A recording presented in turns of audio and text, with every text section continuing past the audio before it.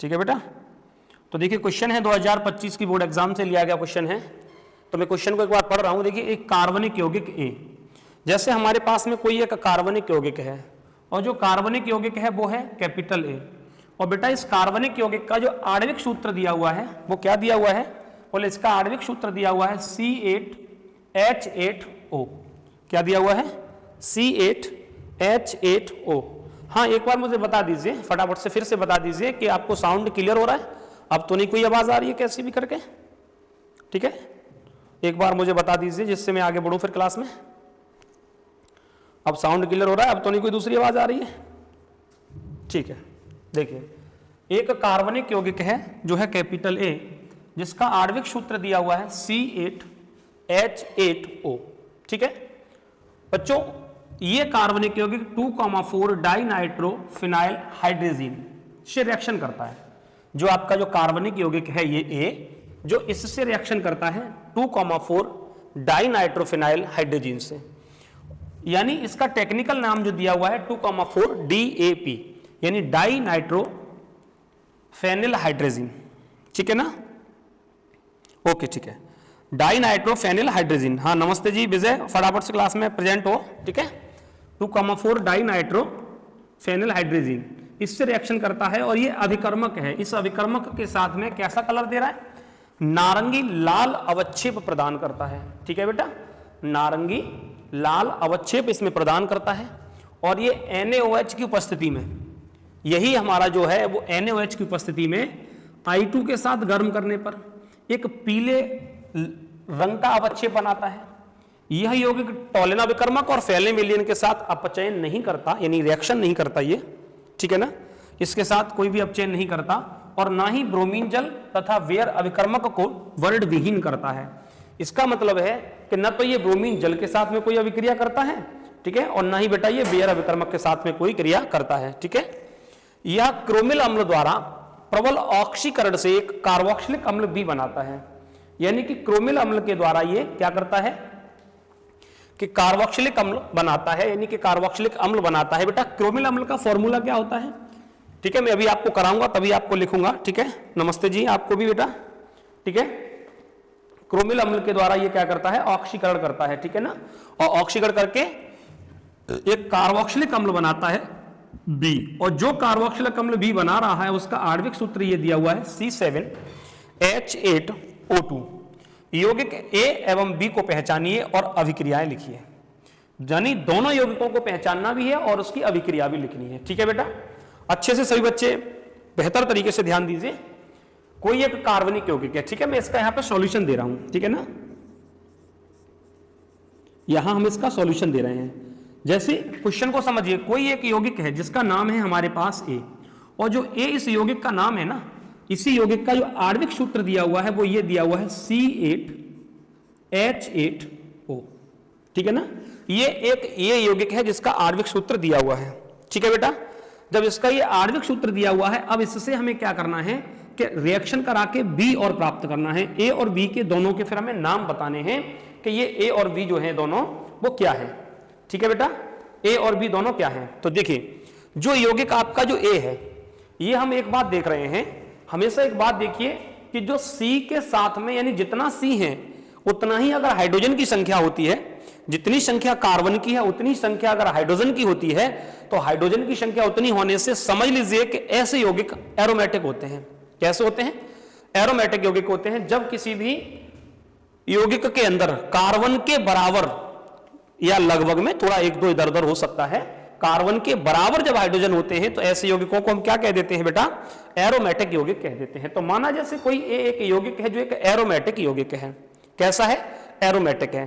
तो क्लियर हो रहा है कि एरोमेटिक आपके सिलेबस में कौन सा है, बोले बेंजीन है, ठीक है ना। जब एरोमेटिक आपके सिलेबस में बेंजीन है तो हम क्या करेंगे, इसके स्ट्रक्चर के लिए सबसे पहले हम बेंजीन बनाएंगे। क्या बनाएंगे, एक बेंजीन बनाएंगे, ठीक है ना। तो हमने यहां पर ये है ना एक बेंजीन बना लिए, ठीक है, बेंजीन बना ली। लेकिन बेंजीन का जो फॉर्मूला होता है वो क्या होता है, बोले C6H6। क्या होता है बेटा, C6H6 बेंजीन का फॉर्मूला होता है।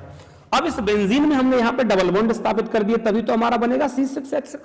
डबल बॉन्ड भी हमने स्थापित कर लिए। जब मैंने इसके डबल बॉन्ड स्थापित कर लिए, अब बच्चों हम इसके यहां ऑर्थो पर क्या करेंगे, COCH3 लिखेंगे। क्या लिखेंगे? COCH3। इसका अर्थ आपका ये हो गया, यानी कि इक्वल टू कर दो ऐसे, ठीक है ना। इसका अर्थ आपको ये हो गया कि यहां अगर इसका हम अणुसूत्र ऐसे लिख देंगे तो क्या बन जाएगा? C6H5COCH3। यही तो हो गया ना, क्योंकि जो फेनिल समूह है उसका अणुसूत्र क्या हो जाएगा? उसका अणुसूत्र हो जाएगा C6H5COCH3। यानी इसका मतलब ये हो गया, अगर इसे और भी हम आगे देखेंगे तो हमारा फेनिल समूह अलग हो जाएगा C6H5, दूसरा हमारे पास में जो कीटोन के साथ एक मिथाइल जुड़ा हुआ है वो अलग हो जाएगा। यानी मैंने आप लोगों को जो A= हमने किया है, जो एक यौगिक का मैंने सूत्र लिख दिया है, इसका मैंने बेंजीन वलय के साथ सूत्र दिया है, फिर बेंजीन वलय को अगर अणुसूत्र में व्यक्त कर देंगे तो सूत्र दिया है, बाकी का इन दोनों को अगर हम तोड़ देंगे तो तोड़ने पे मैंने सूत्र दे दिया है, ठीक है ना। यानी कि जो आपके क्वेश्चन में जो यौगिक ए दिया हुआ है, ये ए यौगिक दिया हुआ है जिसका अणुसूत्र लिखा हुआ है C8H8O। तो बेटा C8H8O को हमने इस तरीके से व्यक्त कर दिया पूरे को। आपको बेहतर समझ में आया ये? ठीक है। जब ये आपको समझ में आ गया, अब हम दूसरी बात इसकी करते हैं कि इसमें जो क्रिया कराई गई है, जो आपका अभिकर्मक है, क्या है? इसमें आपका जो अभिकर्मक है वो अभिकर्मक क्या है? तो देखिए अभिकर्मक है, उसका टेक्निकल नेम लिखा हुआ है, बोले 2,4-DNP। इसका मतलब है 2,4 डाइनाइट्रोफिनाइल हाइड्रोजीन। देखिए 2,4 डाइनाइट्रोफिनाइल हाइड्रोजीन, ठीक है ना।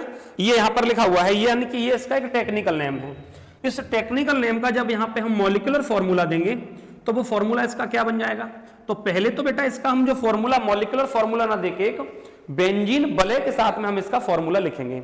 जब बेंजीन वलय के साथ में हम इसका फॉर्मूला लिखेंगे तो ये बन जाएगा आपका H2NH।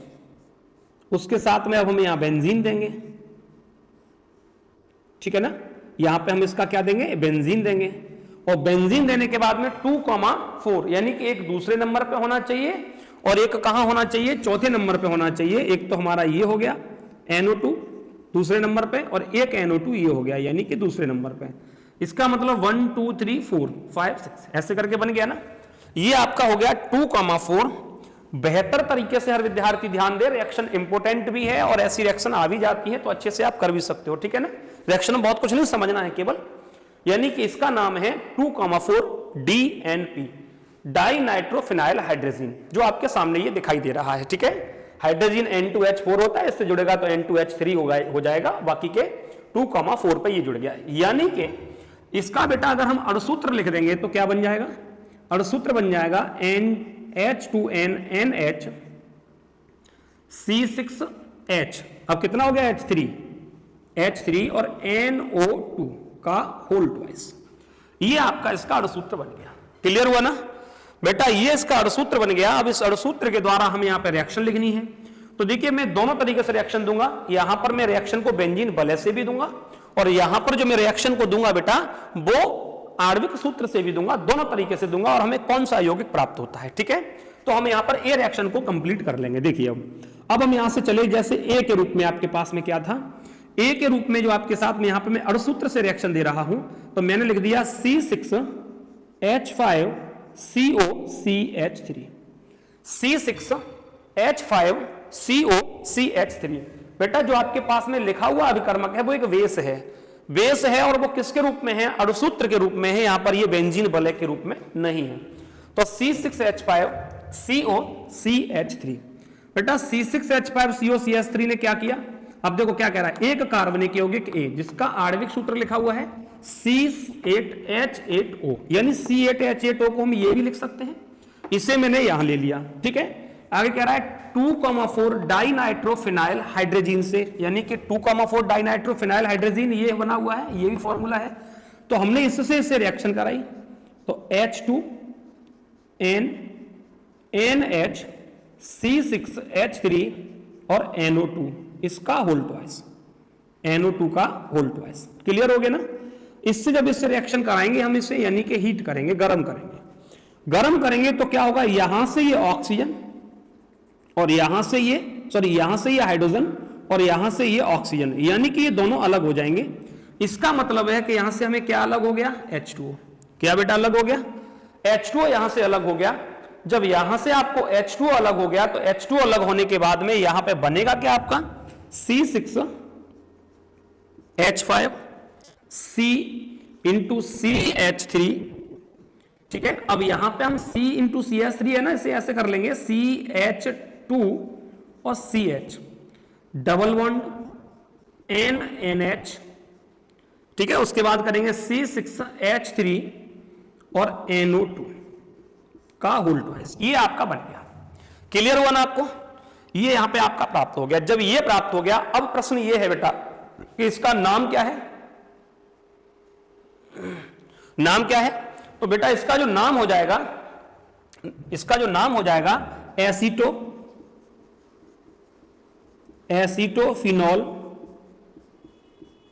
एसीटोफिनॉल 2,4 डाइनाइट्रोफिनाइल हाइड्रोजन,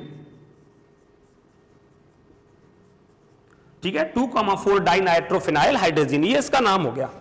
बेटा समझ में आ रहा है मुझे? एक बार फटाफट से बताइए सब बच्चे, समझ में आ रहा है ना आप लोगों को?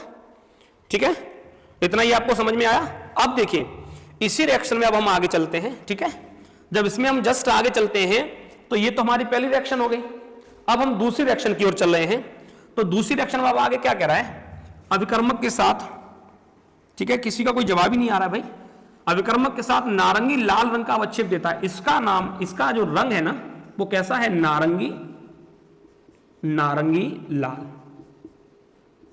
नारंगी लाल अवक्षेप देता है। आगे जी कह रहा है और NOH की उपस्थिति में I2 के साथ गर्म करने पर पीले रंग का अवक्षेप प्राप्त होता है। इसी को अब हम यहां पे लिखेंगे, देखिए दूसरी रिएक्शन लिखेंगे, ये तो पहली हो गई। अब हम दूसरी रिएक्शन लिखेंगे C6H5COCH3, C6H5COCH3, ठीक है, CH3। अब आगे क्या कह रहा है? ये क्रोमिल अम्ल के द्वारा ऑक्सीकरण होता है। जब ये क्रोमिल अम्ल के द्वारा ऑक्सीकरण होगा तो क्रोमिल अम्ल का सूत्र यहां पे हो जाएगा H2CrO3। इसके द्वारा बेटा जब ये ऑक्सीकृत होगा तो यहां से ऑक्सीकृत होकर क्या प्राप्त हो जाएगा? क्रोमिल अम्ल CH2CrO4 क्रोमिल अम्ल के साथ में क्या होगा? ऑक्सीकृत होगा। इसका मतलब है ऑक्सीकरण यहां बन गया जाके, ठीक है ना, ऑक्सीकरण बन गया। और जब ये इसके साथ में ऑक्सीकृत हुआ तो यहां से हमें ऑक्सीकृत होके क्या देगा? तो ये देगा बेटा हमें C6H5COOH, ठीक है ना, क्या देगा? C6H5COOH। जब यहां से हमें प्राप्त हो गया C6H5COOH, ठीक है भैया, कमेंट सेक्शन कहां चला गया? हाँ ठीक है, C6H5COOH। यहां पर इसका जो नाम हो जाएगा ना वो क्या बन गया? बेंजोइक एसिड, ठीक है ना। हमें बेंजोइक अम्ल यहां पे जाके ये प्राप्त हो गया। ये प्राप्त जो बेंजोइक अम्ल है, अब यहां क्या कह रहा है? देखिए जो प्राप्त बेंजोइक अम्ल यानी NaOH और I2 की प्रेजेंट में, तो ये क्या करेगा? ये यहां पर I2 या फिर NaOH की प्रेजेंट में रिएक्शन करेगा। जब ये I2 या फिर NaOH की प्रेजेंट में रिएक्शन करेगा तो इससे रिएक्शन करने से हमें यहां पे प्राप्त होगा C6H5COONA प्लस CHI3, यानी कि सोडियम क्या मिल जाएगा इससे हमें? सोडियम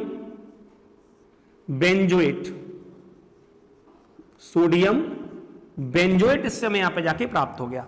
जो हमारा यहां पर जो सोडियम बेंजोएट हमें प्राप्त हुआ है, ये सोडियम बेंजोएट बेटा एक बी के रूप में होगा और इसका जो रंग यहां पे जो बन जाएगा ना अपचयित होकर, जो कैसा देता है यहां पे? यहां जो कह रहा है बी यौगिक बनता है और जो बी यौगिक बनता है उसका ये अणुसूत्र यहां पर ये बन गया जाके, ठीक है ना। तो जो यहां पर जो इसका ये अणुसूत्र बनेगा वो इसका ये हो गया, ठीक है, ये आपका बन गया C7 और H6O2, ठीक है, ये बन गया।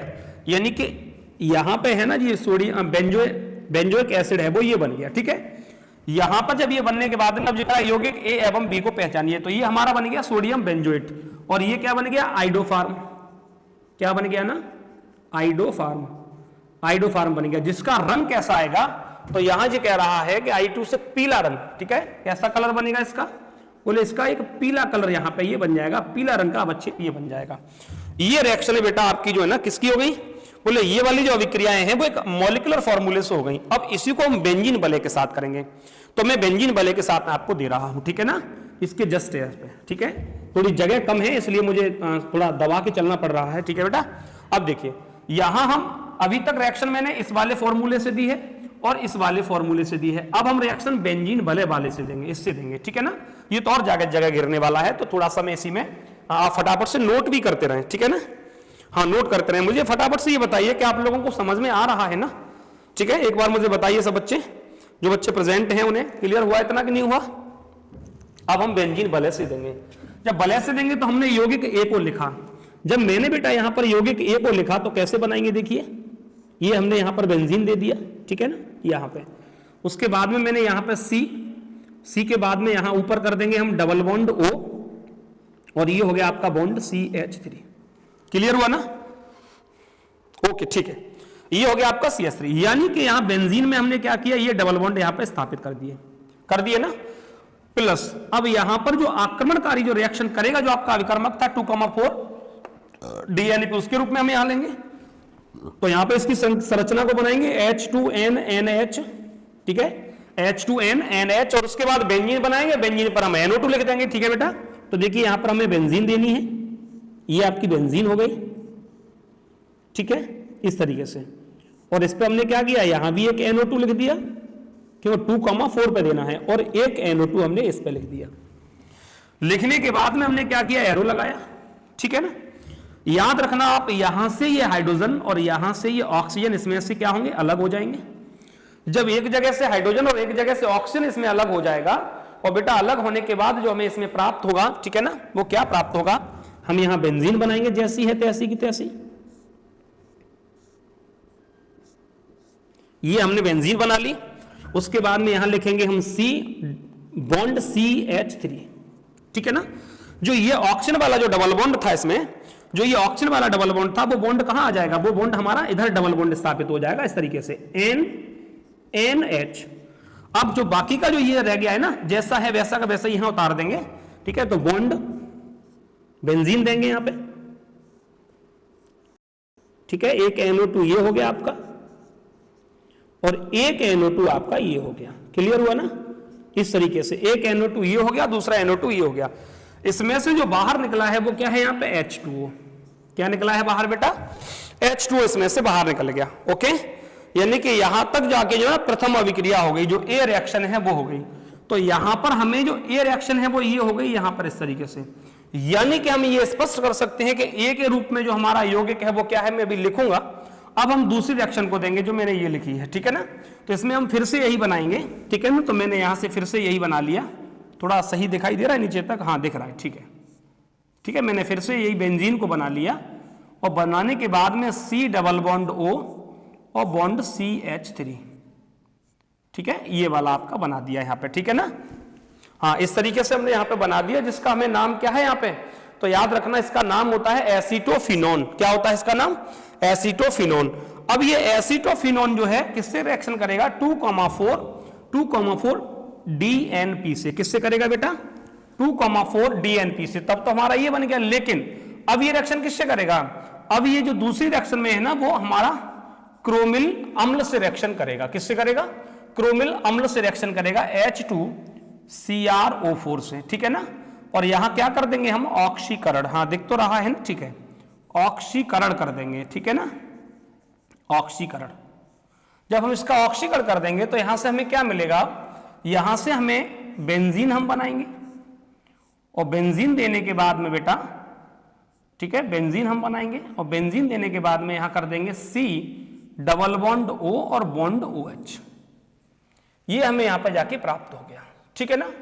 जब हमें ये प्राप्त हो गया, अब हमने इसकी रिएक्शन किससे कराई, नेक्स्ट दूसरी रिएक्शन है यहाँ पे I2/NaOH से, ठीक है, I2/NaOH से इसकी रिएक्शन कराई।